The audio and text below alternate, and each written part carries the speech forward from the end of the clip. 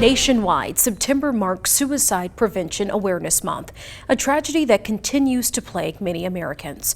According to the National Institute of Mental Health, in 2020, there were nearly twice as many suicides as there were homicides. Suicide rates for males was 4 times higher than for females, and suicide was the second leading cause of death for age groups 10 to 14 and 25 to 34. Suicidal thoughts was highest among young adults between the ages of 18 to 25. 13 WREX's Manny Estopinan spoke to a local advocate who spent years educating our community on the stigma. Manny. That's right, Brittany. I had the privilege of speaking to someone that's been personally affected by suicide and has turned that into her strength. Understanding that I'm the only one that's going to know what my son looked like that day. I'm the only one that's going to have that to live with the rest of my life.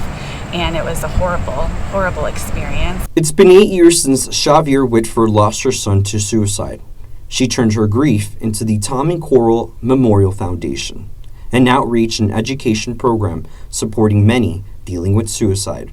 The more we can start to help people realize when they're starting to go down there and intervene early so they don't get to that point that they feel that's the only option, it's critically important. Her message to parents: don't brush off problems as a teenage phase. Have those hard talks with your kids. I've worked with a lot of teens throughout the last 8 years, and I've asked them, if your parents asked you if you had thoughts of suicide, would you be honest with them? And they say, yeah, I would, but they won't ask because they don't want to know.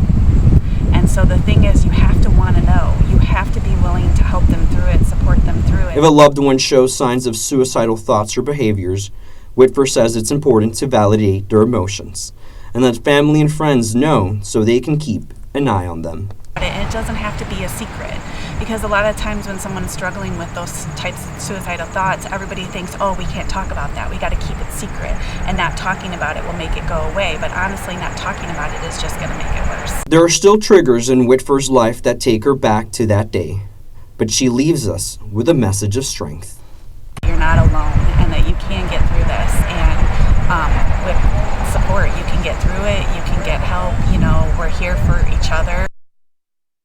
The Tommy Coral Memorial Foundation hosts peer-led support groups throughout the month for several age groups. Be sure to visit WREX.com for more information. Back to you, Brittany.